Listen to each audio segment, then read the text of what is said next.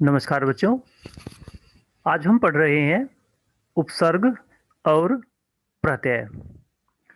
उपसर्ग किसे कहते हैं, प्रत्यय किसे कहते हैं, इनका हिंदी में क्या योगदान है, आज हम इस पर चर्चा करेंगे। जैसा कि आप जानते हैं कि हमारी हिंदी भाषा में असंख्य शब्द हैं। उनमें से बहुत सारे शब्द ऐसे हैं जो उपसर्ग और प्रत्यय से जुड़कर बने हैं, अर्थात उपसर्ग और प्रत्यय के माध्यम से हमारा हिंदी शब्दकोश समृद्ध हुआ है। तो आज हम उपसर्ग और प्रत्यय की चर्चा करेंगे। सबसे पहले हम बात करेंगे उपसर्ग की। उपसर्ग किसे कहते हैं, इस पर बात कर रहे हैं। परिभाषा से समझते हैं पहले। वे शब्दांश जो शब्दों के आदि में जुड़कर, आदि आरंभ में, शुरू में जुड़कर उनके अर्थ को बदल देते हैं, उपसर्ग कहलाते हैं। जैसे अध, उप, दुर आदि ऐसे होते हैं। कहने का भाव क्या है कि उपसर्ग वो होते हैं, वो शब्दांश होते हैं जो मूल शब्द के आगे जुड़ते हैं और उसके अर्थ को बदल देते हैं, साथ ही एक नए शब्द का निर्माण भी कर देते हैं। इसके बाद है, हम बात करेंगे उपसर्ग के प्रकार की। उपसर्ग कितने प्रकार के होते हैं, हम हिंदी के हिसाब से बात कर रहे हैं। हिंदी में 3 प्रकार के उपसर्गों का प्रयोग होता है। कितने प्रकार के? 3 प्रकार के उपसर्गों का प्रयोग होता है। पहला है तत्सम उपसर्ग, दूसरा है तद्भव उपसर्ग और तीसरा है आगत। आगत का मतलब होता है आए हुए। कहाँ से आए हुए? दूसरी भाषाओं से आए हुए, या विदेशी उपसर्ग भी हम इनको कहते हैं। पहले हम बात करेंगे तत्सम उपसर्ग की, कि तत्सम उपसर्ग कौन से होते हैं। पहले हम समझेंगे तत्सम का अर्थ क्या होता है। तत् होता है उसके, सम होता है समान, उसके समान। किसके समान? संस्कृत भाषा के समान, अर्थात जो संस्कृत भाषा से आए हुए हैं। हिंदी में अनेक उपसर्ग अपने मूल शब्दों के साथ संस्कृत से आ गए हैं और हिंदी के तत्सम शब्दों के आरंभ में संस्कृत की भांति ही प्रयुक्त होते हैं, प्रयोग किए जाते हैं। इन उपसर्गों को तत्सम उपसर्ग कहा जाता है। जैसा कि आप सभी जानते हैं कि हमारी जो हिंदी भाषा है उसकी जननी है संस्कृत, अर्थात संस्कृत से ही हिंदी भाषा का जन्म हुआ है। तो स्वाभाविक है कि संस्कृत से जब हिंदी का जन्म हुआ है तो असंख्य, लगभग 80% शब्द ऐसे हैं जो हम संस्कृत भाषा के हिंदी में ज्यों के त्यों प्रयोग करते हैं। जब हम शब्दों का प्रयोग करते हैं तो साथ ही संस्कृत के जो उपसर्ग होते हैं उनका प्रयोग भी हम हिंदी में करते हैं। उन्हीं को हम तत्सम उपसर्ग कहते हैं, अर्थात जो संस्कृत के शब्दों के आगे जुड़कर एक नए शब्द का निर्माण करते हैं और उसके अर्थ को भी बदल देते हैं, उसको हम तत्सम उपसर्ग कहते हैं। आगे समझते हैं इसको उदाहरण से। जैसे हम देख रहे हैं, उपसर्ग है अति और शब्द है रिक्त, जो मूल शब्द है। तो हमने जब रिक्त तत्सम शब्द के आगे अति उपसर्ग का प्रयोग कर दिया तो इसका अर्थ बदल गया है, इसका अर्थ हो गया है अतिरिक्त और एक नए शब्द का निर्माण भी हो गया है। ऐसे ही है अति, अंत, अत्यंत, अति, अधिक, अत्यधिक। ऐसे दूसरा उपसर्ग है अनु। जैसे एक मूल शब्द है कूल, इसके आरंभ में हमने अनु उपसर्ग का प्रयोग कर दिया है। इसका प्रयोग होने से अब क्या हुआ, एक नए शब्द का निर्माण हो गया है जिसका नाम है अनुकूल। और उसके अर्थ में भी कूल अर्थात जो पहले मूल शब्द का, उसके अर्थ में भी परिवर्तन हो गया है। अनु, ज, अनुवाद। ऐसे ही एक अन्य उपसर्ग है अभी, जिसका अर्थ होता है सामने या और। प्राय के आगे हमने अभी लगा दिया तो इसके अर्थ में परिवर्तन आ गया और एक नए शब्द का निर्माण भी हो गया है अभिप्राय, अभियुक्त, अभियोग, अभिनय। तो हम देख रहे हैं कि जो संस्कृत के शब्द हैं, जो तत्सम शब्द है, हमने उनके आगे तत्सम उपसर्गों का प्रयोग करके एक नए शब्द का निर्माण कर दिया है और उसके अर्थ को भी बदल दिया है। तो ऐसे उपसर्गों को हम तत्सम उपसर्ग कहते हैं। अर्थात ऐसे उपसर्ग जो होते हैं, ऐसे उपसर्गों के माध्यम से ही हमारी हिंदी भाषा समृद्ध हुई है। इसमें शब्दों की संख्या बढ़ गई है। अर्थात हर भाव को प्रकट करने के लिए आज हमारी भाषा में विशाल शब्दकोश है। इसके बाद हम बात करते हैं तद्भव उपसर्ग। पहले तद्भव कहते किसे हैं, इसका शाब्दिक अर्थ क्या बनता है? तद होता है उससे, भव होता है उत्पन्न, पैदा होना। किससे पैदा होना? अर्थात संस्कृत भाषा से। अर्थात जो संस्कृत भाषा से उत्पन्न हुए हैं उनको हम तद्भव उपसर्ग कहते हैं। अर्थात ये संस्कृत के समान नहीं होते हैं, उसमें थोड़ा सा बदलाव हो चुका होता है। तद्भव उपसर्ग मूलतः तत्सम उपसर्गों या संस्कृत के उपसर्गों से ही विकसित हुए हैं, उन्हीं से ये उत्पन्न हुए हैं, उन्हीं से ही ये पैदा हुए हैं। इन्हीं को हिंदी उपसर्ग भी कहा जाता है। इनको हम हिंदी उपसर्ग भी कह सकते हैं या तद्भव उपसर्ग भी कह सकते हैं। अर्थात ये संस्कृत उपसर्गों से ही विकसित हुए हैं और हम इनको हिंदी के उपसर्ग के नाम से जानते हैं या तद्भव उपसर्ग के नाम से हम इनको जानते हैं। इसके उदाहरण से हम बात को समझने का प्रयास करेंगे। जैसे एक शब्द है पढ़। पढ़ है हमारा हिंदी का शब्द है, इसके आगे हमने एक उपसर्ग लगा दिया हिंदी का, वह है अन। तो पढ़ से हो गया पढ़ना, आप समझ रहे हैं। और हमने जब अन उपसर्ग इसके आगे लगा दिया तो एक नए शब्द का निर्माण हो गया और वह बन गया अनपढ़, जो पढ़ा लिखा नहीं है। जान आप समझ रहे हैं मूल शब्द है, इसके आगे हमने लगा दिया अन, तो अनजान एक नए शब्द का निर्माण हो गया है।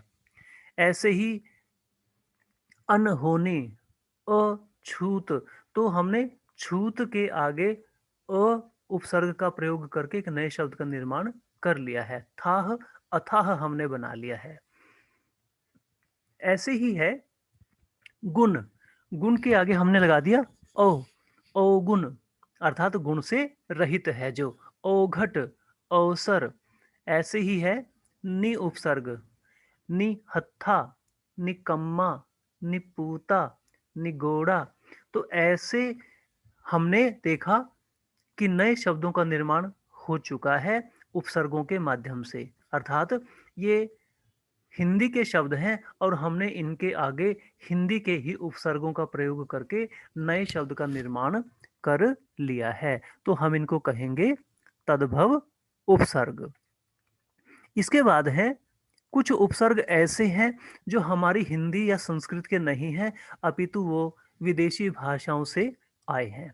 जैसा कि आप जानते हैं कि यहाँ पर अंग्रेजी शासन रहा है, मुगल सभ्यता यहाँ पर विकसित हुई है, तो उनकी जो भाषा थी अंग्रेजी थी, उर्दू थी, अरबी थी, फारसी थी, तो उनका प्रयोग हमारे हिंदुस्तान में बखूबी होता रहा है।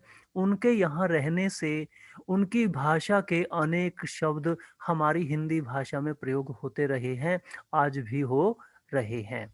और स्वाभाविक रूप से उनकी भाषाओं के कुछ उपसर्ग हैं, वो भी हमारी भाषा में आकर हमारी भाषा की समृद्धि कर रहे हैं। तो विदेशी उपसर्ग क्या होते हैं? जो उपसर्ग विदेशी भाषाओं से हिंदी में आए हैं उन्हें आगत, आगत का मतलब होता है आए हुए, अर्थात जो दूसरी भाषाओं से आए हुए हैं। अर्थात दूसरी कौन सी? जो हमारी भाषा नहीं थी, उन्हें आगत या विदेशी उपसर्ग कहते हैं। जैसे हर, ला, बे आदि, ये कुछ ऐसे उपसर्ग हैं जो विदेशी भाषा से हमारी भाषा में आए हैं, हमारी भाषा की समृद्धि कर रहे हैं। कुछ उदाहरण हैं, उनको समझेंगे। जैसे ब का मतलब होता है के साथ या साथ में। ब गैर, नए शब्द का निर्माण हो गया, गैर के आगे हमने ब का प्रयोग कर दिया। दौलत, बदौलत, खूबी, बखूबी। ऐसे ही ये बा अदब, बाकायदा, बावजूद, बाइज्जत, बे, बेशर्म, बेलगाम। ऐसे ही है कुछ अंग्रेजी के हैं, जैसे चीफ, चीफ का मतलब होता है प्रधान या मुख्य। Chief minister, chief commissioner. ऐसे ही हम अंग्रेजी का एक उपसर्ग प्रयोग करते हैं सब, सब का मतलब होता है अधीन या नीचे उससे, जैसे सब जज, सब कमिश्नर, सब इंस्पेक्टर। ऐसे हम नए शब्दों का निर्माण करते हैं और अपनी हिंदी भाषा में उनका प्रयोग बखूबी करते हैं। इसके बाद हम बात करते हैं प्रत्यय की। प्रत्यय किसे कहते हैं? जो शब्दांश धातु रूप या शब्दों के अंत में, किसी क्रिया के या किसी शब्द के अंत में लगकर नए शब्दों का निर्माण करते हैं, उन्हें प्रत्यय कहते हैं।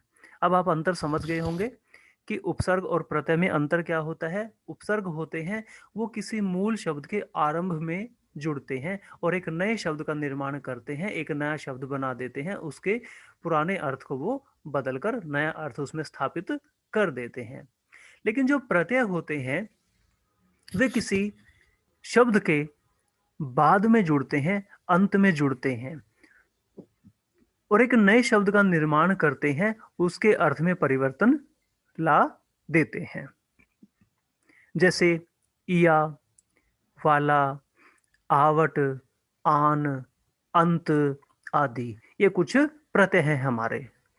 अब हम प्रत्यय को आगे पढ़ते हैं। प्रत्यय के भेद कितने हैं? प्रत्यय के मुख्य रूप से दो भेद माने जाते हैं। पहला है कृत प्रत्यय और दूसरा है तद्धित प्रत्यय। अब हम इनकी विस्तार से चर्चा करेंगे, इनको विस्तार से समझने का प्रयास करेंगे। पहले है कृत प्रत्यय। कृत प्रत्यय कौन से होते हैं, इसके बारे में चर्चा कर रहे हैं। जो शब्द क्रिया के मूल धातु रूप के अंत में जुड़कर संज्ञा और विशेषण शब्दों का निर्माण करते हैं, उन्हें कृत प्रत्यय कहते हैं। अर्थात वे जो कृत प्रत्यय होते हैं वे क्या होते हैं?